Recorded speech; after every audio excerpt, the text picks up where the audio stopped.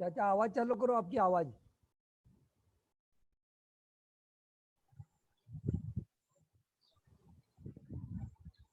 नमो अर्हन्ताणं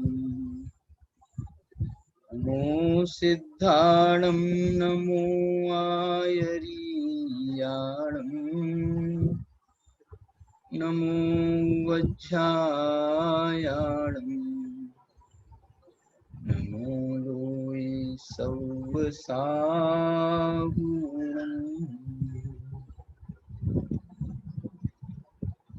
अष्टपाहुड़ दर्शन पाहुड़ के आधार पर अपन अपना विषय प्रारंभ करेंगे।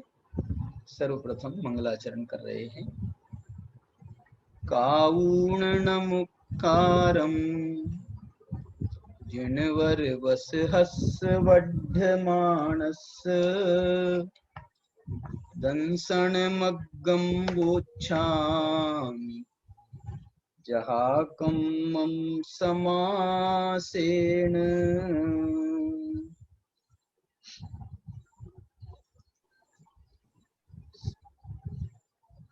मोक्षमार्ग प्रकाशक की आगामी संभावित विषय वस्तु के अंतर्गत हम यहाँ सम्यक दर्शन की महिमा, यह प्रकरण दर्शन पाहुड़ के आधार पर यहाँ पर चला रहे हैं।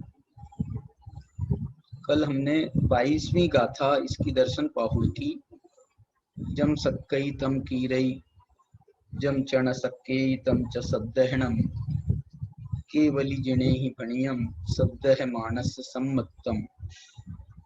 इस गाथा का विस्तार से इस गाथा की चर्चा की थी। उसी के रेफरेंस में हमने नियम सार की परम निश्चय परम आवश्यक अधिकार की 154 गाथा की भी चर्चा की थी। ये गाथा सद्दह मानस सम्मत, श्रद्धावान को सम्यक्त्व की घोषणा कर रही है। जम सक्कई तम की रही, जो शक्य हो वह करना चाहिए। श्रद्धावान की बात वो सेकेंडरी कह रहे हैं। जो शक्य हो तो जो अधिकतम शक्य हो वो करना चाहिए। उसके बाद में नीचे की कैटेगरिया भी है। यदि नहीं है शक्य तो थोड़ा उससे कम में आप स्थापित हो जाओ, उससे कम में स्थापित हो जाओ, उससे कम में हो जाओ। ये वास्तव में अंतिम स्टेज है। यदि कुछ ना कर सको तो कम से कम श्रद्धा करने में तो कोई आपत्ति होनी ही नहीं चाहिए, क्योंकि उसमें तो हर लगे ना फिटकिरी। मैंने आपको बहुत मतलब चारित्रिक स्तर पर कहें, व्रतादि के स्तर पर कोई आपको अपने को बहुत समर्थ बनाने की आवश्यकता नहीं है, श्रद्धा करने की बात है। तो उन्होंने अंतिम स्टेज में ये कहा कि भैया कुछ नहीं तो कम से कम श्रद्धा तो रखना ही चाहिए। और उस श्रद्धा को भी वो एक बहुत बड़ा कार्य मान रहे हैं। और मैं ये कहना चाहता हूँ, हम कह जरूर रहे हैं चारित्रिक अपेक्षा से श्रद्धा में कोई विशेष आपको पुरुषार्थ नहीं लग रहा है, इसमें तो हर्रे लगे ना फिटकिरी जरूर कह रहे हैं, लेकिन श्रद्धा का पुरुषार्थ भी कोई कम नहीं है, बहुत पुरुषार्थ है। अनंतानुबंधी कषाय के अभाव की यदि अपेक्षा से बात करें तो इसमें भी अनंत पुरुषार्थ है। वो अनंत केवल ज्ञान वाला अनंत वीर्य नहीं है, लेकिन ये अनंतानुबंधी कषाय के अभाव करने में समर्थ होने से यह भी अनंत पुरुषार्थ की एक प्रकार की श्रेणी मानी जा सकती है। और अनंत काल में आज तक नहीं किया इतना ऐसा पुरुषार्थ ये सम्यक्त्व का पुरुषार्थ माना गया है। इसलिए लेकिन फिर भी चूंकि चौथे गुण स्थान की यदि बात करें तो श्रद्धः मानस सम्मतम, यहाँ पर तो उन्होंने यही कहा है कि आप व्रतादि अंगीकार ना कर सको तो कम से कम श्रद्धा तो रखो ही रखो। लेकिन अब यहाँ पर एक चेतावनी दी जा रही है और एक दिगंबर शासन की एक पद्धति भी बताई जा रही है। क्या पद्धति बताई जा रही है, मैं आपको 23वीं गाथा बताना चाहता हूँ। पद्धति ये बताई जा रही है कि आप यदि अकेले श्रद्धावान हैं, माने श्रद्धावान का मतलब है सम्यक दर्शन भी, सम्यक ज्ञान भी और सम्यक्त्वाचरण चारित्र के साथ में अविरति की अवस्था, यदि आप इतने हैं तो आप वंदनीय नहीं हो जाती। ये बात भी, ये भी एक चेतावनी है। वंदनीय नहीं हो जाती, बल्कि सम्यक दृष्टि को ये कहा गया है कि तुम वंदनीय स्वयं नहीं हो, बल्कि तुम्हारे द्वारा जो तुम्हारे से ऊपर हैं वो वंदनीय है, उन्हीं भगवंत हैं वो। हे सम्यक दृष्टि, तू सम्यक दृष्टि होने से तू बहुत महान नहीं हो गया, तेरे से जो महान हैं उनकी तुझे वंदना करनी चाहिए। और कौन वंदनीय है ये सम्यक दृष्टि को समझा रहे हैं। सम्यक दृष्टि का एक प्रकार से कर्तव्य बता रहे हैं कि सम्यक दृष्टि का क्या कर्तव्य है। भाई देखो, ये तो सहज बात है ना, लोक में बात है कि जो हमारा आदर्श होता है वो हमारे लिए वंदनीय होता है, और जो आदर्श को स्वीकार करता है कि ये हमारे आदर्श हैं वो श्रद्धावान कहलाता है। वो श्रद्धावान है कि भाई ये उसके आदर्श हैं, ये उसको उनके ऊपर अगाध श्रद्धा है। तो जिनके ऊपर तुझे अगाध श्रद्धा है, तो हे सम्यक दृष्टि, हे श्रद्धावान, तेरे लिए तो वो वंदनीय है। तू यदि उनकी वंदना करता है, उनकी आराधना करता है, उनका मतलब उनके ऊपर सर्वस्व अपना निछावर करता है, तो तुझे वास्तव में जो तू तेरा उद्देश्य है, जो तेरा प्रयोजन है, उस प्रयोजन की सिद्धि तुझे भी होगी। जैसा तेरा आदर्श है, कल जाकर के तू भी वैसा बन जाएगा। ऐसा जो है ये बड़ा मनोज्ञ प्रकरण अब इसमें 3-4 गाथाओं में आने वाला है। मैं आपको वो 23 नंबर की गाथा पढ़ रहा हूँ। देखिए, आपके शास्त्र होगा आपके सामने। देखो एकदम स्पष्ट बात है। दंसन नान चरिते तव विनय नित्य काल सुपसत्था दे दुवंदनीया जे गुणवादी गुण धराणम। ये कह रहे हैं जो अकेले दर्शन वाले नहीं, जो अकेले श्रद्धावान है वो नहीं, वो कह रहे हैं जो दंसन नान चरित्ते, दर्शन में, ज्ञान में, चारित्र में, तप में, और एक ये जो है 5वां शब्द जो है ये और महत्वपूर्ण है, विनय। देखना, ये पंच परमेष्ठी भगवंतों को जो ध्यान में रख करके बात की जा रही है, मुख्य रूप से साधु भगवंत को ध्यान में रख।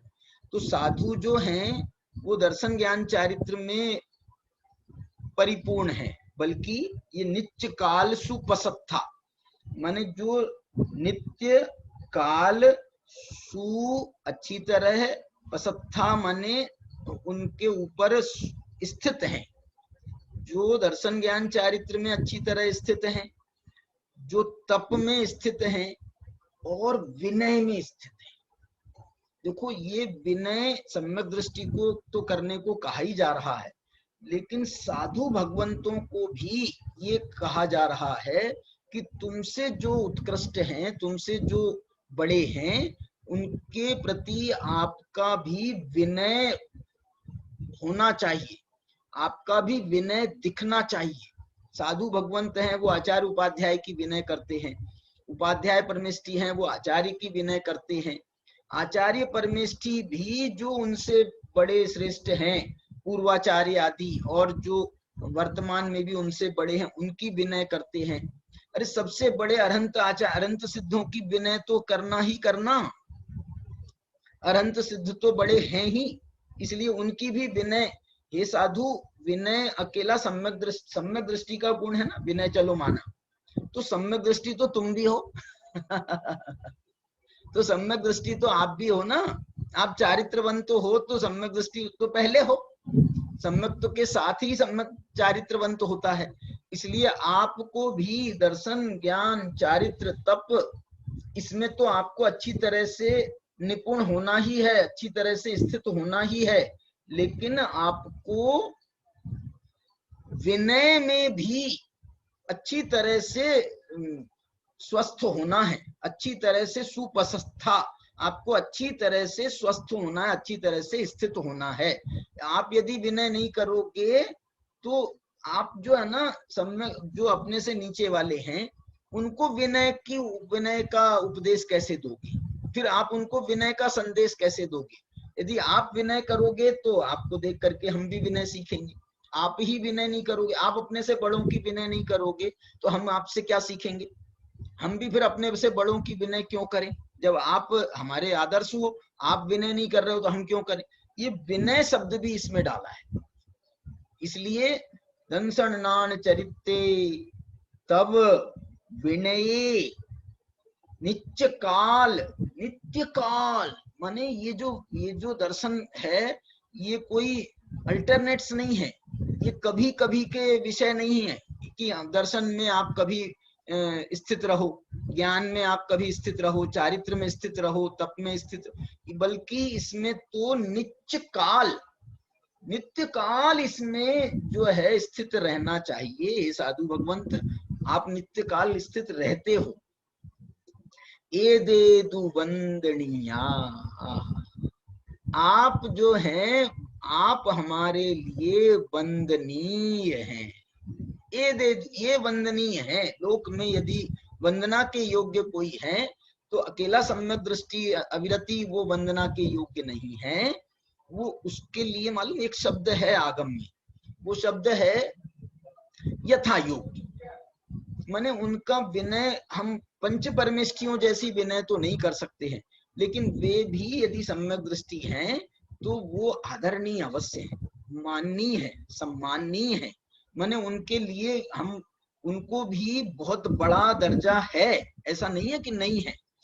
लेकिन वास्तव में मोक्ष मार्ग के तो आप सबसे पहली पायदान पर खड़े हो। मोक्ष मार्गियों की अपेक्षा से तो जो चतुर्थ गुणस्थान वर्ती है वो सबसे जघन्य दर्जे पर खड़ा है। उसके लिए तो बाकी के जो ऊपर वाले हैं वो सब उससे बड़े हैं। तुम यदि किसी से बड़े हो तो हम ये कह सकते हैं मिथ्या दृष्टियों की तुलना में आपको बड़ा कहा जाएगा। मोक्ष मार्गियों में तो आपको सबसे छोटा ही माना जाएगा। जघन कहे अविरत समदृष्टि तीनों शिवमग चारी, दौलत राम जी का वचन है।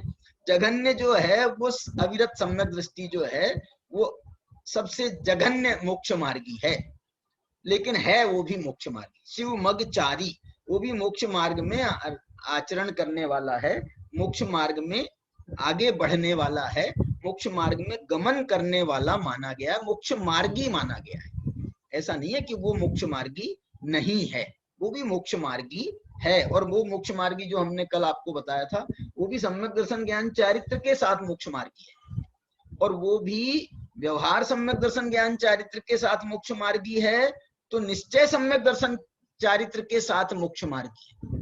मोक्ष मार्गी जो है वो अकेले दर्शन से मोक्ष मार्गी नहीं होता है, ज्ञान से मोक्ष मार्गी नहीं होता है, अकेले चारित्र से मोक्ष मार्गी नहीं होता है, तीनों की एकता से मोक्ष मार्गी होता है। तो जो चौथे गुण स्थान वर्ती है उसकी जो हमने 154 गाथा कल आपको बताई थी, उसमें उन्होंने वो दर्शन प्राभ्रतात्मक मैंने दर्शन प्राभ्रतात्मक कहा। दर्शन पाहुड़ में जिस सम्यक दृष्टि की चर्चा की गई है उस सम्यक दृष्टि को भी निश्चय प्रतिक्रमण, निश्चय प्रत्याख्यान, निश्चय आलोचना, निश्चय प्रायश्चित, ये जो है उसकी भूमिका के अनुसार ये भी होते हैं। एक बात बताओ ना, सम्यक दृष्टि के अतिचार माने गए, अतिचार माने गए हैं तो उसको प्रायश्चित होगा कि नहीं होगा? सम्यक दृष्टि को भी, सम्यक दृष्टि, ये व्रतों के अतिचार नहीं कह रहे हैं उसको, सम्यक दृष्टि के जो 5 अतिचार, शंका, कांक्षा, विचिकित्सा, अन्य दृष्टि, प्रशंसा, संस्तवा, सम्यक दृष्टि, अतिचारा, जो उसके 5 अतिचार कहे हैं, तो अतिचार यदि वो करता है चेरुत्सम सम्यक दृष्टि तो वो उसको प्रायश्चित का भागी भी होगा ना। और प्रायश्चित है तो प्रायश्चित तो प्रतिक्रमण स्वरूप है, माने जो उससे दोष हुआ है उसका प्रतिक्रमण का भाव भी आना चाहिए, उसको दूर करने का भाव आना चाहिए, उसको आगामी मैं नहीं करूंगा ऐसा प्रत्याख्यान का भाव भी आना चाहिए, मैंने कैसे कैसे हुआ, क्यों हुआ है, किस कारण से हुआ है, इसकी आलोचना का भाव भी उसको आना चाहिए। इस प्रकार से उसके प्रायश्चित का भी विधान माना गया है। इतना ही नहीं, निश्चय प्रायश्चित का विधान भी उसको माना गया है, क्योंकि जो और उसकी अवस्था के योग्य। देखना, अतिचार कब होता है? अतिचार तब होता है जब आप जिस व्रत को कहें या जिस नियम को कहें या जिस धर्म को कहें आपने स्वीकार किया है। यदि आपने धर्म रूप सम्यक दर्शन रूप धर्म को स्वीकार किया है तो आपको वो अतिचार माना जाएगा। आप यदि उसमें कुछ किंचित दोष लगाओगे, यत्किंचित दोष लगाओगे तो आपको अतिचार माना जाएगा। यदि किसी ने वो धर्म अंगीकार ही नहीं किया है, मैंने कोई व्रत नहीं लिया है, तो वो व्रत संबंधी अतिचार मुझे लागू नहीं पड़ेंगे। मेरे लिए तो वो व्रत संबंधी भावना लागू पड़ेगी कि मुझे वो व्रत अंगीकार करना है, मैं उसकी भावना करता रहूंगा। यदि और मैं भावना कर रहा हूं, मैंने तो व्रत लिया ही नहीं है, इसलिए उसमें से दोष तो लगेंगे ही लगेंगे, इसलिए वो अतिचार की श्रेणी में नहीं जाएंगे। अतिचार किसको लगते हैं? जो स्वयं व्रती हो। अनुव्रती हो तो उसको अनुव्रत संबंधी अतिचार लगेंगे, महाव्रती हो तो उसको महाव्रत संबंधी अतिचार लगेंगे, सम्यक दृष्टि होगा तो उसको सम्यक दर्शन संबंधी अतिचार लगेगा। यदि किसी ने कोई तप लिया है, तप, तो उसको वो तत्संबंधी उस तप संबंधी किसी ने अनशन नाम का तप किया है तो उसको अनशन तप संबंधी यदि कोई अतिचार लगेगा तो उसका प्रायश्चित उसको आएगा। ऐसा मतलब जो जिसका योग्य है, जिसने वो धर्म स्वीकार किया है, व्यवहार धर्म, उसको उसका अतिचार तत्संबंधी अतिचार लगता है और तत्संबंधी उसको प्रायश्चित होता है। जैसे कोई व्रती है, उसने तप अंगीकार नहीं किया है तो उसको तप संबंधी अतिचार उसको थोड़ी लगेंगे, जिसने अंगीकार किया है उसको ही लगेंगे। तो सम्यक दृष्टि ने कम से कम सम्यक दर्शन तो अंगीकार किया है कि नहीं किया है, तो सम्यक दर्शन से संबंधित अतिचार उसको लगेंगे। यहाँ दूसरी बात, ए देदु वंदनीय, यहाँ तो कह रहे हैं जो दर्शन में, ज्ञान में, चारित्र में, तप में, विनय में अच्छी तरह स्थित हैं, नित्य काल नित्य स्थित हैं, ए देदु वंदनीय, आप ये हमारे लिए वंदनीय हैं। जे गुणवादी गुणधराणम, जयचंद जी छाबड़ा तो ऐसा इसका अर्थ कर रहे हैं कि उनकी वंदना गुणवादी गुणधराणम, जो गुणों के धारी हैं, ऐसे गणधरादि वो गणधारी भी उनके गुणों का वाद करते हैं, उनके गुणों की प्रशंसा करते हैं, ऐसा इन्होंने लिखा है। गणधर आचार्य भी उनका गुणानुवाद करते हैं, अतः वे वंदने योग्य हैं। इसका ऐसा अर्थ भी मुझे ऐसा लगता है, जे गुणवादी गुणधराणम, ये जो है ना, ये दर्शन ज्ञान चारित्र तप विनय में जो संपन्न है, वो गुणों के धारक हैं, है ना, और गुणों का वाद, वो भी खुद गुणों का वाद करने वाले हैं, विनय करने वाले हैं, गुण के वादी हैं, इसलिए ए देदु वंदनीय, इसलिए ये सब जो गुण हैं, ये सब गुणों के जो धारक हैं, उनकी वंदना करना चाहिए, वंदना करना चाहिए। अभी तो ये एक उनने अस्थि से बात कही। अब इसके बाद में दूसरी सावधानी बता रहे हैं अगली गाथा में। वो कह रहे हैं कि यदि तुम उनकी वंदना नहीं करते हो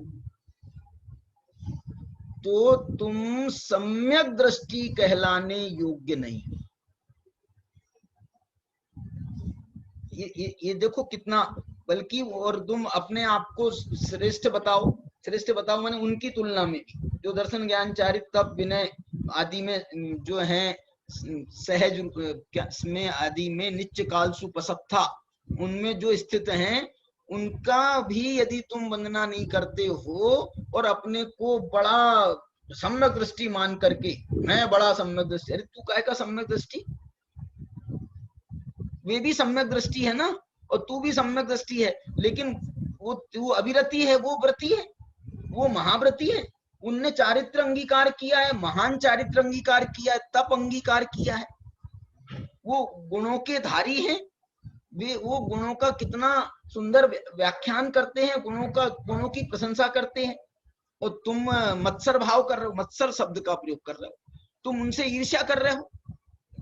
सम्यक दृष्टि के ये चिन्ह नहीं है। देखो क्या लिख रहे हैं, बहुत, ये भी एक गाथा, बड़ी प्यारी गाथा है।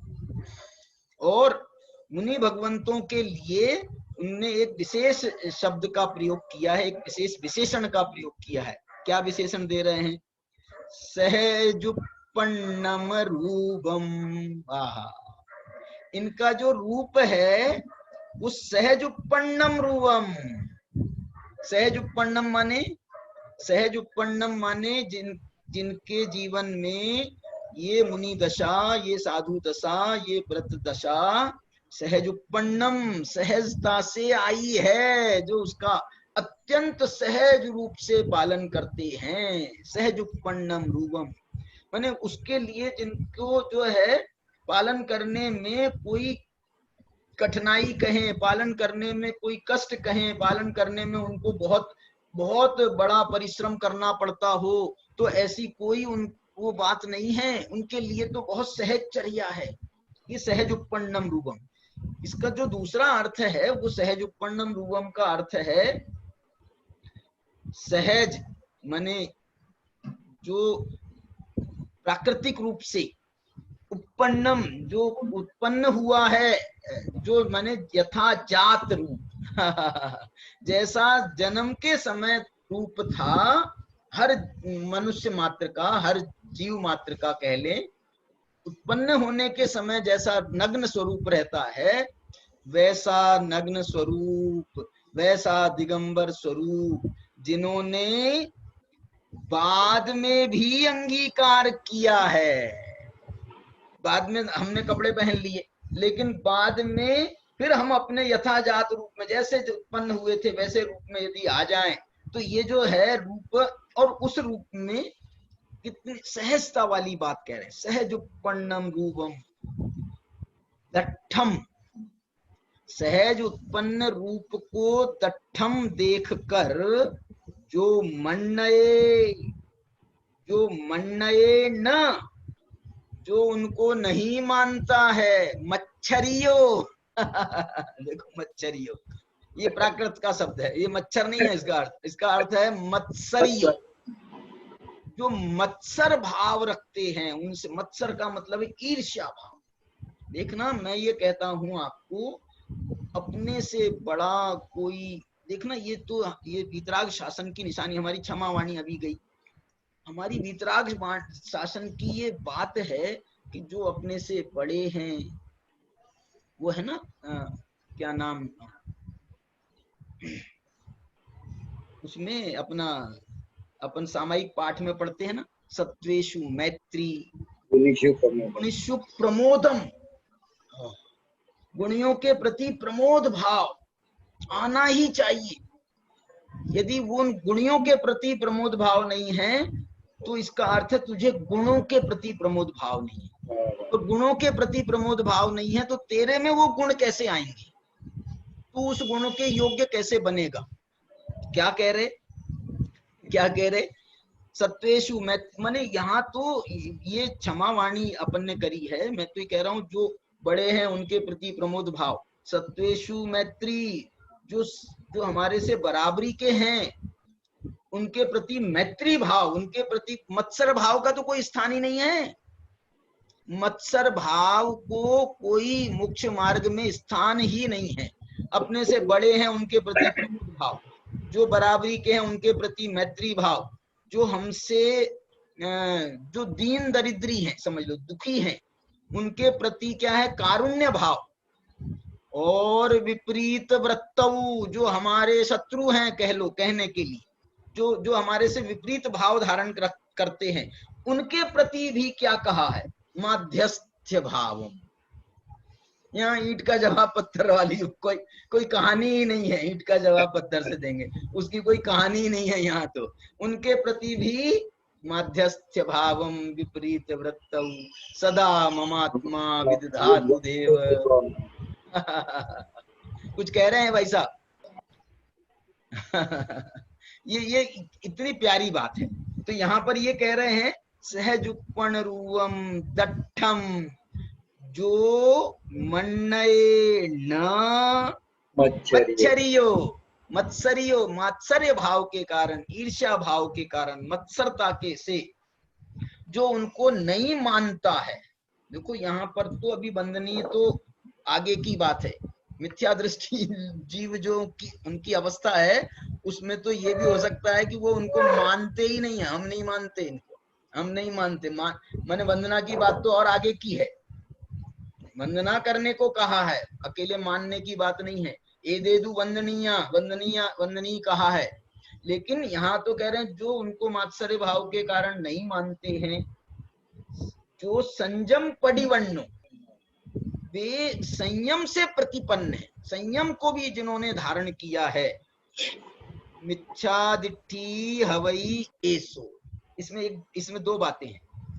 वो उन्होंने जो संयम को धारण किया है, उनको देख करके यदि तुम उनको नहीं स्वीकार करते हो तो तुम मिथ्या दृष्टि हो। दूसरा ये कह रहे हैं कदाचित तुमने भी संयम धारण किया हो, बाह्य से द्रव्य संयम, और अब जो है ना बराबरी का मामला आ गया। वे आचार्य हैं तो हम भी आचार्य, वो साधु हैं तो हम भी साधु हैं, हम क्यों नमस्कार करें, हम क्यों नमस्कार करें, हम क्यों उनकी वंदना करें, हम उनको क्यों माने।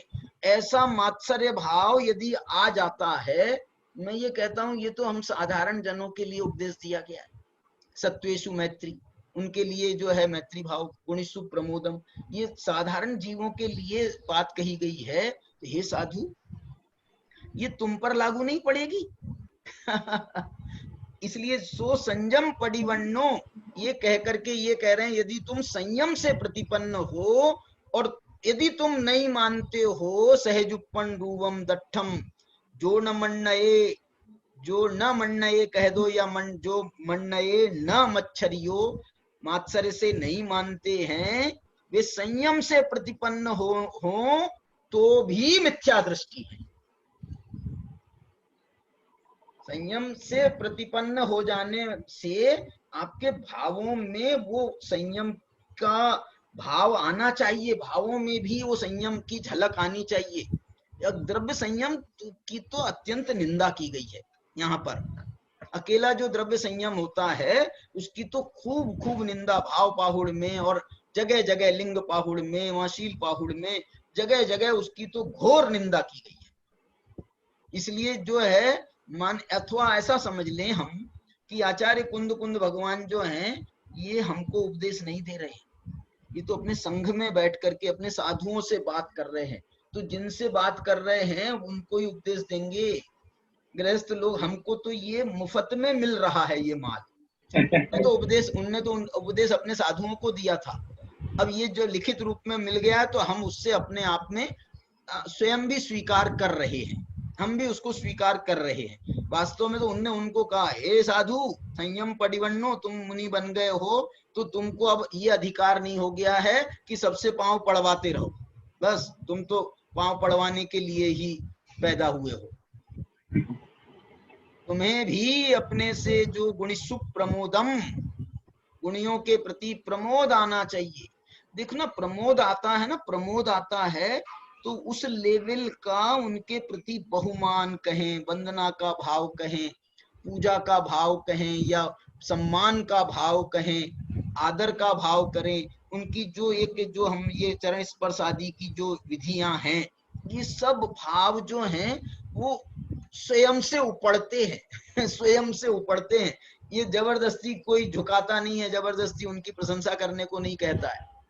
उसके मुंह से जो है ना, उस सहजता से वो वैसे वचनालाप उसके निकलने लगते हैं। बस वो जो वचनालाप निकलते हैं ना, उसी का नाम पूजा है, उसी का नाम स्तुति है, उसी का नाम वंदना है। सहजता, बहुत सहजता, उनके प्रति बहुत बहुमान जो है वो आता है। देखो एक गाथा एक बार मैं फिर से पढ़ता हूँ, और बहुत भाव, बहुत अच्छे शब्द हैं। ये जो एक इसमें जो सहज शब्द है ना ये सहज शब्द जो है ये जीवन में अत्यंत अत्यंत अंगीकार करने योग्य है। हमारे डॉक्टर साहब तो अभी वो सहजता का ही उपदेश दे रहे हैं। सहजता सहजता सहजता, जीवन का मानो बिल्कुल वो ऐसा संदेश दे रहे हैं, ऐसा संदेश, बोले अब 85 साल की उम्र हो गई है तो अभी भी यदि संदेश इसका नहीं देंगे तो किसका देंगे। अभी क्रमबद्ध पर्याय की अपन चर्चा करते थे, तो क्रमबद्ध पर्याय में क्रमबद्ध पर्याय की चर्चा तो गौण कर रहे थे, और गौण करके वो सहजता का संदेश देते थे। सहजता आना चाहिए जीवन में, सहजता, सहज, ये सहज शब्द बहुत प्यारा है। नियम सार में तो इस शब्द का बहुत प्रयोग टीकाकार ने बहुत किया है। उन्होंने कहा आत्मा के जो गुण है ना, ये आत्मा के गुण जो हैं, सहज दर्शन, सहज ज्ञान, सहज चारित्र, मैंने उनने सब में सहज शब्द उनका ये पेटेंट है, बिल्कुल बहुत माने बहुत प्रयोग करते हैं। तो ऐसा ये सहज उपण रूवम दट्ठम जोणमन्नये मत्सर्यो, सो संयम, सो शब्द लगा करके ये जो है ना मुनियों को ही उपदेश दिया है। सो संयम, वह संयम से प्रतिपन्न होकर के भी मिथ्या दिट्ठी हवई, सो वह जो है मिथ्या दृष्टि, हवई, हवई का मतलब है सम्यक दृष्टि था, लेकिन ऐसा मात्सर्य भाव पैदा होने पर के बाद वो मिथ्या दृष्टि हो जाता है। मिथ्या दृष्टि होता है माने, होता है माने था नहीं नहीं है, मतलब मिथ्या दृष्टि तो जो पहले से हैं वो भी मिथ्या दृष्टि है, लेकिन जो सम्यक दृष्टि होकर के नए हुए हैं उनको मिथ्या दृष्टि होता है, ऐसा शब्द का प्रयोग कहते हैं। हवई, हवई शब्द है ना, हवई शब्द का मतलब है भवती, होता है, ऐसा कह करके ये गाथा कही। देखो, और सम्यक दृष्टियों को भी महिमा कर रहे हैं तो उनको उनके कर्तव्य भी बता रहे हैं कि हे सम्यक दृष्टि, तो तेरे लिए क्या कर्तव्य है। अब ये अगली गाथा में देखो, इसमें फिर से वही बात कह रहे हैं आगे। बोली ये जो रूप है ना, सहज उत्पन्न रूप, ये रूप जो है ये सामान्य रूप नहीं है। कैसा है रूप? अमरान वंदियाणम अमरान वंदियाणम, माने इस रूप की वंदना हम आप तो छोड़ो, जो अमर हैं, जो देवता हैं, ऊर्ध्वलोक में जिनका वास है, वो देवता भी इनके ऐसे सहज रूप को देख करके उनकी वंदना करते हैं, करने आते हैं। पंच कल्याणकों में तीर्थंकर आदि में आए वो तो एक वेरी वेरी स्पेशल केस है, लेकिन सामान्य रूप से भी कभी कभी जो है, आपने ये कथाएं में, अपने पुराण कथाओं में सुना होगा, उन मुनि भगवंत की वो विशेष गुण को देख करके, सम्यक दृष्टि के 8 अंगों में तो विशेष रूप से चर्चा आती है, उनको देख करके वहां देवताओं में चर्चा हुई और उनने चर्चा करी तो देवता उनकी परीक्षा करने को आए, तो ये सब आए ना। तो इसीलिए यहाँ पर कुंकुन भगवान कह रहे हैं अमरान वंदियाणम, मैंने देखो अमर के लिए वो देवता, वो अविरति हैं, वो चौथे गुण स्थानवर्ती हैं अथवा अविरति हैं, वो वाली बात अभी मत देखना। अमरान वंदियाणम का मतलब ये है कि वो ये कहना चाहते हैं कि हम आप में तो कोई ऐसी सामर्थ्य नहीं है कि हम परीक्षा भी ढंग से ले सकें। उनके पास तो 3 ज्ञान के धारी हैं, मति ज्ञान, श्रुत ज्ञान, अवधि ज्ञान, 3 ज्ञान के धारी हैं, महासामर्थ्यशाली। इंद्रों की क्या सामर्थ्य होती है, देवताओं, सामान्य देवताओं की, ये भूत व्यंतर पिशाचों की कितनी सामर्थ्य होती है। ये जो सौधर्मादि इंद्र हैं, इनकी सामर्थ्य का तो कोई पार नहीं है, इतनी सामर्थ्य होती है। अमरान वंदियाणम रूवम दट्ठूण शील सहियाणम, माने उन्होंने अमरों के द्वारा वंदनीय ऐसे रूप को देखकर, कैसा रूप देख करके, शील सहियाणम, शीलों से सहित है। शीलों से सहित है माने, शील कहते हैं उत्तर गुणों, व्रतों को कहते हैं मूल गुण, व्रतों को कहते हैं मूल गुण, और शील गुण जो कहा जाता है ये उत्तर गुणों को, जो उसके बाद और विशेष रूप से तप आदि को शील कहा जाता है। ये यद्यपि कंपलसरी नहीं है, लेकिन कोई कोई साधुओं में जब कोई विशेषता, शील का मतलब कोई जिसमें कोई विशेषता पैदा हो जाए, विशेषज्ञता आ जाए कोई विषय में, कोई चारित्र में आ जाए, कोई तप में आ जाए, अथवा कोई ज्ञान में आ जाए, तो शील सह्यानम, ये शील में एक विशेषता का भाव है। शील सह्यानम जे गारवम करंती, ऊपर कहा था मच्छरियो, ऊपर कहा था मात्सर्य भाव के साथ में, और यहाँ पर कह रहे हैं जो गारव के साथ में। ये गारव में भी एक प्रकार का मात्सर्य है, अथवा मात्सर्य भी है और अहंकार भी है, मद है, मद, मदों को सम्यक्त्व का घातक माना है। सामान्य मान कषाय नहीं है ये मद जो है ना, मद मतलब अनंतानुबंधी कषाय, अनंतानुबंधी मान का नाम है मद, इसलिए वो सम्यक्त्व के दोषों में माना गया, सम्यक्त्व के घातकों में माना गया है मदों को, सम्यक्त्व के घातक हैं ये। एकाध हो जाए, कभी कभी हो जाए, हीना अल्प रूप में हो जाए, तब तक तो वो अतिचार कहलाएंगे, लेकिन यदि तीव्रता आ जाए और आठों के आठों मद एक साथ आ जाए तो फिर सम्यक्त्व जो है वो सुरक्षित नहीं रहता। यहाँ तो कह दिया ना, जे गार्वम करंतीय सम्मत विवच्चिया होंती, ऊपर कहा था मैंने मिथ्या दृष्टि होता है, यहाँ तो सीधा कह दिया कि सम्यक्त्व से रहित होता है, सम्यक्त्व छूट जाता है उसका, सम्यक्त्व नहीं रहता। होने पर भी यदि देखो ये जो व्रतादि हैं या तो सम्यक दर्शनादि हैं, ये जो है ना, ये कोई टेम्परेरी ऑप्शन नहीं है, टेम्परेरी ग्रहण करने योग्य चीजें नहीं है। नित्य काल सुपसत्था, इनको तो नित्य इनकी सेवा करनी आवश्यक है, इनको आपको सदा काल सुरक्षित रखने की आवश्यकता है। आप जो है टेम्परेरी, आप जो है, आप जैसे पूजा कर रहे हो, 2 घंटे 1 घंटे पूजा करी आपने, बाद में आप नहीं कर रहे हो, ये पूजा करने वाली क्रिया नहीं है। ये सम्यक दर्शन 1 घंटे की चीज नहीं है, सम्यक ज्ञान 1 घंटे की चीज नहीं है, चारित्र 1 घंटे की चीज नहीं है। नित्य काल सुपसत्था, इनको सदा काल धारण करने की बात है। इसलिए जो है जे गारवम करंती, जो उनसे गारव करते हैं, जो मद करते हैं। देखो मात्सर्य में तो मात्सर्य ईर्ष्या का भाव हो गया, ये गारव में क्या है कि ये जो है ना खुद भी कुछ गुणों के धारक हैं, इनमें इनके पास भी खुद कुछ गुण हैं, उन वो गुण आ गए हैं, तो उन गुणों के कारण ये अपने आप को बड़ा महान मानने लगे हैं। कोई विद्या का गुण आ गया, तो कोई चारित्र का गुण आ गया, तो जो है दूसरे को गिनते नहीं है। ये गारव का अर्थ ये है, ये दूसरे को गिनते नहीं है। वो कौन है, वो क्या है, मतलब ये जो है ना, ये गारव शब्द जो है इसमें अलग वो है, अलग टाइप का भाव है। मात्सर्य में अलग टाइप का भाव है, गारव में अलग टाइप का भाव है। एक गाथा आई थी ना पीछे, अपन ने पढ़ी थी कल, शायद उसके उनमें आई थी, लज्जा गारव भयेन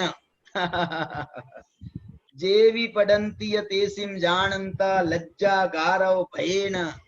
जो लज्जा से उनको नमस्कार करते हैं, इनको जो दंसनेसु भट्टा, जो दर्शन से भ्रष्ट हैं, उनको लज्जा से, गारव से, वहां भी गारव शब्द आया था, और भय से जेवी पडंती। देखो अब गारव से कैसे पढ़ना होता है, ये अब ये तो अलग और अर्थ नया निकला इसमें से। गारव और भैवस पूछते हैं, लाज गारव और भैवस पूछते थे। मैं वही तो बोल रहा हूँ, लाज गारव वो तो हिंदी अनुवाद है, लेकिन प्रश्न ये है कि यहाँ पर वो गारव शब्द का, गारव से पूजा कैसे जाता है, गारव से पूजा कैसे जाता है। तो इसमें जो है ना, गारव शब्द का अर्थ ये अहंकार तो अर्थ है ही, तो पूजा जाता है ये अर्थ ये आता है इसमें। लज्जा से जाते हैं उनका नमस्कार करने, अथवा भय से जाते हैं, अथवा गारव से जाते हैं का अर्थ ये है कि समाज में बड़े पद पर हम हैं और हम नहीं जाएंगे तो हमारी प्रतिष्ठा को बड़ी आंच आएगी। है इसका संबंध प्रतिष्ठा से ही गारव का संबंध है प्रतिष्ठा से ही, लेकिन ये उन पर अपनी प्रतिष्ठा दिखाना नहीं चाह रहे हैं, लेकिन ये समझ रहे हैं कि हम नहीं जाएंगे तो हमारी प्रतिष्ठा को आंच आएगी। इसलिए जो है वो उस प्रतिष्ठा को बचाने के चक्कर में वो जाते हैं, मानते हैं कि वो सही नहीं है तो भी जा रहे हैं, और मानते हैं कि ये बहुत श्रेष्ठ हैं और फिर भी नहीं जा रहे। ये दोनों में गारव आ गया। क्या बोला? मानते हैं कि वो दर्शन से भ्रष्ट हैं और फिर भी जा रहे हैं, इसमें भी एक प्रतिष्ठा का प्रश्न है। और मानते हैं कि वो हैं दर्शन ज्ञान चारित्र तप विनय में श्रेष्ठ हैं, अथवा जो कल अभी अपन ने पढ़ी 25 नंबर की गाथा, उसमें उन्होंने लिखा कि अम्राण बंदियाणम रूवम दक्षुण शील सह्याणम जे गारवम करंतीय। उसको जो है उसको देख करके भी जो अपनी प्रतिष्ठा का प्रश्न बनाते हैं कि हम नहीं जाएंगे, हम नहीं करेंगे, ऐसा जो रूप प्रतिष्ठा का प्रश्न बनाते हैं, सम्मत विवज्जिया होंती, वे सम्यक से रहित होते हैं। सम्यक दृष्टि की इतनी प्रशंसा करने के बाद भी आचार्य कुंद भगवान ने सम्यक दृष्टियों के कुछ कर्तव्यों की बात, अथवा कहें सम्यक दृष्टियों को भी शिक्षा भी बहुत दी है। सम्यक दृष्टियों को जो है, ऐसा नहीं है कि दर्शन पाउड़ है तो सम्यक दृष्टियों को सर पे चढ़ाएंगे सर पे चढ़ाएंगे, तुम मोक्ष मार्गी हो ऐसा कह रहे हैं। उसके बाद भी उनको ये भी कह रहे हैं साथ में कि भैया तुम्हारे को ध्यान रखना चाहिए, और तुमको जो है ये देखो मोक्ष मार्ग है। मोक्ष मार्ग जो है ना भाई साहब, ये इसके लिए एक शब्द है, विशेष रूप से शब्द है। क्या है वो? धर्मो धार्मिकैर बिना न धर्मो धार्मिकैर बिना। धर्म जो है वो धार्मिकों के बिना जिंदा नहीं रहता है। न धर्मो धार्मिकैर बिना, ये रत्नकरण का सूत्र है। न धर्मो धार्मिकैर बिना, धर्म जो है वो धार्मिकों से ही वो चलता है। धार्मिक माने कौन? अब जैसे मुनिराज हैं और गृहस्थ धर्म को भी धर्मात्मा, माने गृहस्थों को भी धर्मात्मा कह रहे हैं, श्रावक को भी धर्मात्मा कह रहे हैं। भाई तेरे भी कुछ कर्तव्य हैं, उनके कर्तव्य हैं। दान आदि का उपदेश दिया है, तो भाई तू आहार दान औषधि दान से मुनि भगवंतों की सेवा करेगा तो वो तुझे ज्ञान दान और अभय दान से वो भी तेरे को दान देंगे, तू उनको दान देगा। तो इसलिए परस्परोग्रहो जीवानाम वाला जो भाव है वो जो है ये तो मोक्ष, जब तक के आप सिद्ध दशा में नहीं पहुंच जाते हो, अरहंत दशा तक में भले ही भाव नहीं है, लेकिन वो जो है प्रकृति के निमित्त से ये सब जो है ये तीर्थंकर तीर्थ की प्रवृत्ति करते हैं, इसलिए तीर्थंकर कहलाते हैं। इसलिए ये सब तीर्थ हैं। ये जो व्यवहार धर्म की क्रियाएं हैं ये तीर्थ की संज्ञा पाती हैं। व्यवहार धर्म की क्रियाएं तीर्थ की संज्ञा पाती हैं, और जो निश्चय धर्म है वो तत्व की संज्ञा पाता है। तत्व के बिना तत्व के बिना निश्चय का लोप हो जाएगा, और तीर्थ के बिना व्यवहार का लोप हो जाएगा। ऐसी जो व्याख्या है वो व्याख्या यहाँ पर की गई है। और देखिए इसके बाद में जो है, अब जो है बहुत अच्छे से कर्तव्य बोध कराया जा रहा है। हे सम्यक दृष्टि, तुम असंयत हो, तुम असंयत हो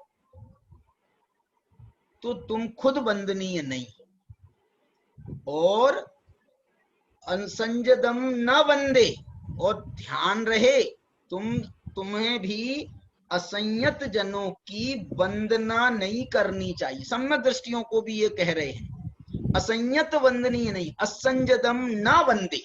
बोलो, सम्यक दृष्टि को कह रहे हैं असंजदम न वंदे, असंजत को की वंदना नहीं करनी चाहिए। वंदना नहीं करनी चाहिए माने सम्मान नहीं करना चाहिए नहीं कह रहे, बहुमान नहीं करना चाहिए नहीं कह रहे। न वंदे का मतलब है कि जो पंच परमेष्ठियों की जिस रूप में वंदना स्वीकार की गई है, अष्टद्रव्य से पूजन आदि के रूप में हम उसको और ये थोड़ा स्पष्ट कर देते हैं। अष्टद्रव्य अकेले से काम नहीं होता है, वो जो है और सभी जो स्थान उनका है वो स्थान असंयत का नहीं है।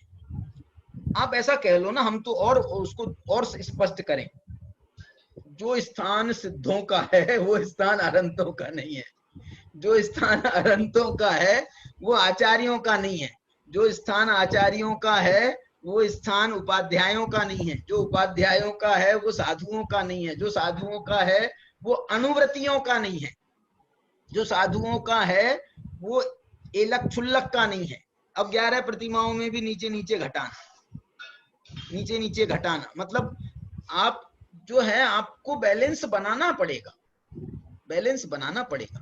ब्रह्मचारी भी हो तो वो हमारे आदरणीय है, आदरणीय है। मैं ये कहता हूं इसमें जो है ना, इसको कोई क्रिया से बांधा नहीं जा सकता है। कैसे क्रिया से नहीं बांधा जा सकता है? जैसे हमने कहा अष्टद्रव्य से पूजने की नहीं, हमारे यहाँ तो एक अष्टद्रव्य की एक प्रक्रिया है बाकायदा, लेकिन ये अष्टद्रव्य से पूजा कहें हम ये, या ऐसा कहें, मैं कहना चाहता हूँ जैसे आव भगत हम करते हैं ना, किसी की भी आव भगत, हमारे घर में कोई मेहमान भी आता है तो हम उसकी आव भगत करते हैं। ये आव भगत करना माने मालूम क्या है? आव भगत करना माने, आव भगत करना माने आवाहनन, स्थापन, सन्निधिकरण, ये जो हम पूजा में जो हमने स्थापना के रूप में कहा किया है, ऐसा कार्य हम अपने लौकिक जीवन में भी अपनी भूमिका के अनुसार, मेहमान आए हैं तो आओ साहब पधारो, तो ये आह्वानन हो गया, विराजो साहब ये स्थापन हो गया। अरे उतने दूर क्यों बैठे हो, हमारे पास आकर के बैठो, आजकल मत बिठाना कोरोना के काल में कोरोना के काल में थोड़ा दूर से सलाम अच्छा है, तो जो है हमारे निकट आकर के बैठो। ये जो है ये सन्निधिकरण, ये एक तरीका है। आप उनको पानी पिलाओगे तो जल दिया आपने उनको सुगंधित जल दिया तो जो है चंदन हो गया भोज अक्षत जो है उनका आपने टीका फीका किया, ये अक्षत हो गया आपने उनको नैवेद्य दिया माने भोजन कराया, तो ये उनका आप नैवेद्य, आपने नैवेद्य भी हो गया। माने ये तो सामान्य प्रक्रियाओं में भी ये सब होता है। आपने जाते जाते उनका टीका किया, फलदान दिया, आपको आपने बहुत उनको बहुत बधाइयां दी, अनर्घ पद प्राप्त है भैया तू तो भलो दूधो नहाओ, जो भी है ये सब जो है ये सब पूजाएं हैं। लेकिन वो पूजाएं जो हम जो पूजा मंदिर में खड़े होकर के जो जैसी पूजा करते हैं, ऐसे हमारे घर में कोई सम्यक दृष्टि आएगा तो उसकी भी हम आव भगत करेंगे। तो इसको भी वो लिखा ना, जैसे उनने चरित मोहवश लेस न संजम पै सुरनाथ जजे हैं। अब जजे माने तो पूजे होता है, अब पूजे होता है तो माने अष्टद्रव्य से पूजा होती है, तो अष्टद्रव्य से पूजा होती है तो तू अपने घर में करा लेना, जैसी मैं कह रहा हूँ आहार आदि करा करके आव भगत करके वो पूजा करना। वो मंदिर में खड़े होकर के वहां पर उनको स्थापित करके मंदिर में बिठा करके फिर उनकी पूजा शुरू मत कर देना। वो एक रूपक सबके अलग अलग हैं। तो इस दृष्टि से असंजदम न बंदे, ये कुंद कुंद हैं, असंयम की वंदना नहीं करना चाहिए ये संदेश दे रहे हैं। लेकिन इसके आगे भी तो पढ़ो, आगे लिख रहे हैं वत्थ विहीनो तो भी ना वंदिज।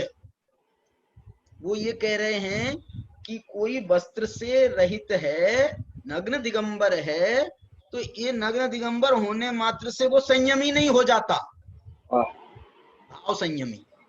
नग्न दिगंबर मात्र से वो संयमी नहीं हो जाता। यदि वो नग्न दिगंबर है, द्रव्य संयमी है, द्रव्यलिंगी है, और यदि भाव संयम नहीं है तो संभव है वो असंयमी हो, संभव है असंयमी। पंचम गुण स्थानवर्ती को भी द्रव्यलिंगी कहा है, पंचम गुण स्थानवर्ती साधु को भी द्रव्यलिंगी, पंचम गुण स्थानवर्ती को नहीं, पंचम गुण स्थानवर्ती साधु को, उसको भी द्रव्यलिंगी कहा है। चौथे गुण स्थानवर्ती को भी द्रव्यलिंगी कहा है। नीचे के पहले आदि गुण स्थान वाला को भी द्रव्यलिंगी कहा है। इसलिए कौन सी अवस्था वाला है आपको ये, हे सम्यक दृष्टि तुझे तो सब मालूम है सम्यक दृष्टि को पहचान होती है ना, तो हे सम्यक दृष्टि तुझे तो बहुत पहचान है उसकी। इसलिए असंजदम न वंदे वत्थ विहीनो तो भी न वंदिज, वत्थ विहीनो भी, वत्थ विहीन हो भी तो भी न वंदिज, उसकी भी वंदना नहीं करना चाहिए।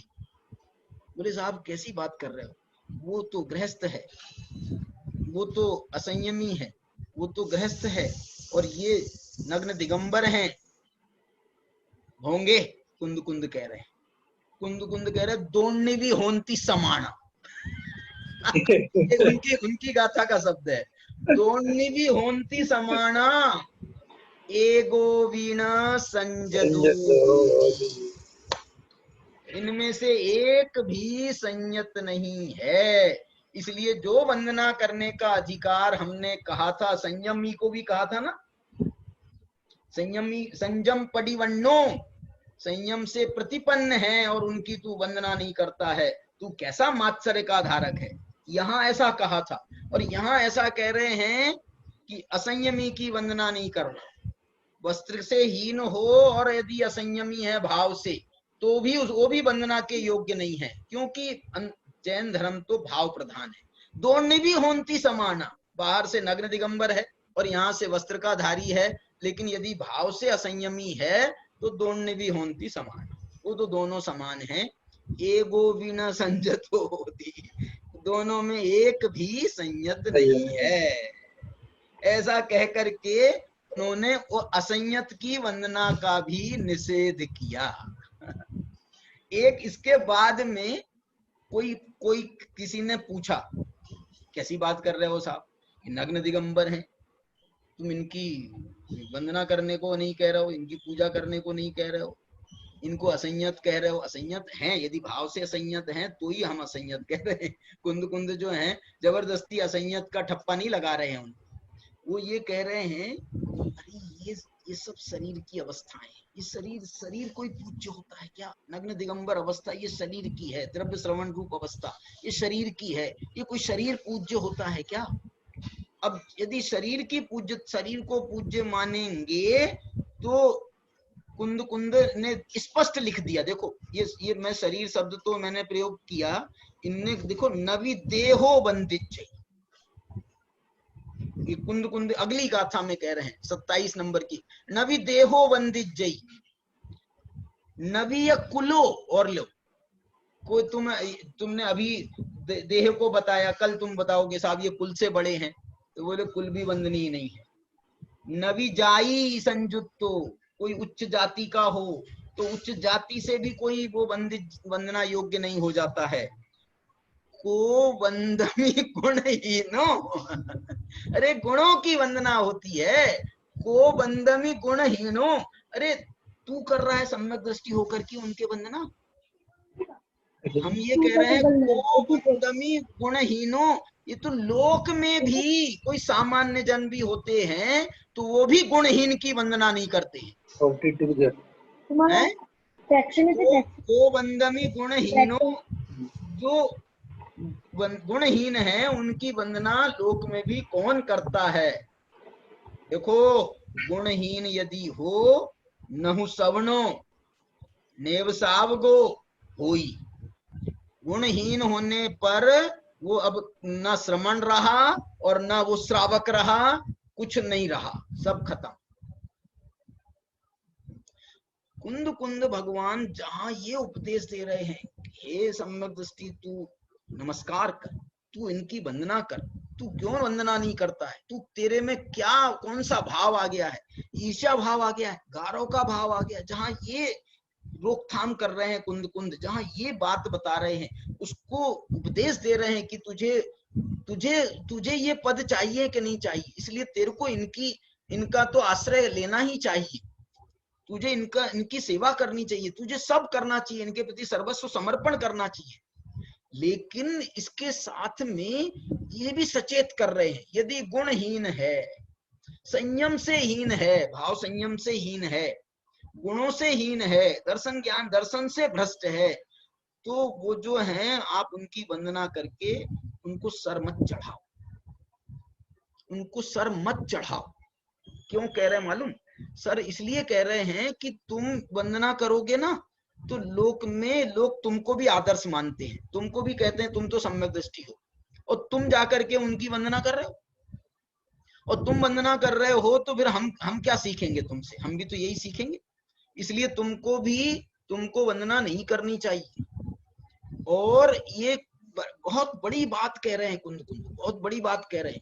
उनको सर नहीं चढ़ाने का अर्थ क्या है कि उनको ये एहसास होना चाहिए। देखो गांव में एक सम्यक दृष्टि है और यदि वो वंदना करने को नहीं जाता है और पूरा गांव वंदना करने को जाता है तो जो है ना उनको जो है ना पूरे गांव के आने की खुशी उनको भी नहीं होती है।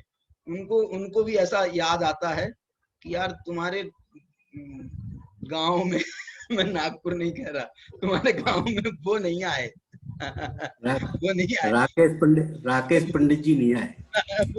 वो जो है ना उनका चेलना क्या नाम था उनका, अमूर्त दृष्टि अंग में, अमूर्त दृष्टि अंग में कहानी है ना जिनकी प्रसिद्ध है रानी रेवती रानी। तो वो रेवती रानी नहीं आई, वो रेवती रानी नहीं आई। हमने उसके लिए समोसरण लगा दिया। बोलो कितनी व्यवस्था बनाई, इतना कर दिया और उसके बाद भी मरी बा नहीं आई। सारी दुनिया आ गई, पूरा शहर उमड़ गया और वो नहीं आई। मैंने उनको ये, अब ये मैं कह रहा हूँ आप इनको चिढ़ाने की बात नहीं है, ये थोड़ा संदेश देने की बात है। अरे हम कौन होते हैं, हम क्या हो गए, हमको नमस्कार करने में हमारे बाप का कुछ नहीं जाता। लेकिन ये आचार्य कुंकुन भगवान कुछ कह रहे हैं बात, तो उसके पीछे कोई संदेश दे रहे हैं। कुंकुन भगवान ये कह रहे हैं कि वो जो द्रवलिंगी साधु हैं उनको भी यदि इस बात का थोड़ा एहसास होगा इस बात का, वो अपना सुधार करेंगे। और तुम भी कसम खा के मत बैठना कि अब ये जो है ना अब हम इनकी जिंदगी भर नहीं करेंगे। अरे यदि तुमको उनकी भाव श्रवणपना यदि कल आज नहीं है और कल दिखाई दे जाए तो फिर अब तुम्हारी वो जिद नहीं चलेगी, यानी मैं कल नहीं गया था तो अब मैं आज कैसे चला जाऊं। अरे जब तुम कल गए थे, कल तुमको उनका में भाव श्रवणपना दिखा था तो तुम कल गए थे और आज नहीं दिख रहा है तो आज तुम नहीं जा रहे हो, तो ऐसा तुम्हारे में फिर से परिवर्तन आ सकता है ना, आ जाना चाहिए ना कि यदि तुमको आज नहीं दिख रहे हैं और यदि देखो ये परिवर्तन होते भी रहते हैं, ये परिवर्तन होते भी रहते हैं। तो वो जो है उसकी जो है ना, अब आप बोलोगे साहब हम कहाँ परीक्षा करेंगे, कब परीक्षा करेंगे। अरे बहुत तुमको कुछ नहीं करना है, तुमको बहुत सहजता का जीवन जीना है। तुमको आज दिख रहा है तो तुम इससे कुछ बहुत फर्क नहीं पड़ता है। अरे साहब वो हमने उनको कर दिया नमस्कार और अंदर में वो नहीं रहे, अंदर में उनको संयम नहीं था, तेरे को तो पता नहीं था, अंदर में संयम नहीं था और मैंने नमस्कार कर दिया तो ये मेरा नमस्कार बेकार ना चला जाए। अरे गाय का बेकार, ये द्रवलिंग की क्रियाएं हैं। कुंद टोडरमल जी ने लिखा है कि वो भी द्रवलिंगी हैं, तो तूने भी जो नमस्कार किया ना ये भी द्रव्य नमस्कार ही तो किया है। तूने भी भाव से, तूने भाव नमस्कार किया था ना, तूने उनको भावों से पवित्र मान करके किया था। तो तेरा जो भाव नमस्कार है वो भाव संयम को ही गया है और तेरा ये जो द्रव्य नमस्कार है ये द्रव्य संयम को गया है। लेकिन ये द्रव्य संयम भी तभी वो आदरणीय माना गया कि जब वो बाह्य में वो द्रव्य संयम में भी कोई दोष ना लगे, द्रव्य संयम में भी दोष ना लगे, उसको जो है सच्चा द्रव्यलिंगी माना गया है। और यदि द्रव्य संयम में भी दोष लगता है तो ना वंदनीय होने की बात है, ना पूजनीय होने की बात है, ना नमस्कार करने की बात है। ये सब बात कुंकुन भगवान यहाँ पर ये 27 नंबर की गाथा तक अपन ने पढ़ा है। 23, 24, 25, 26 आज 5 गाथाएं अपन ने इसमें देखी। एक सरीखे भाव वाली थी, अभी शायद इसमें इसको और आगे बढ़ाएंगे, इसको थोड़ा सा और आगे बढ़ाएंगे और आगे बहुत अच्छे से बात करने वाले हैं। अब प्रशंसा में आने वाले, वास्तव में फिर से सम्यक दृष्टि को सचेत किया, अब फिर से सम्यक दृष्टि की प्रशंसा में कुंकुन भगवान आने वाले हैं, तो उनकी चर्चा फिर अपन आगे करेंगे। जिनवाणी स्तुति।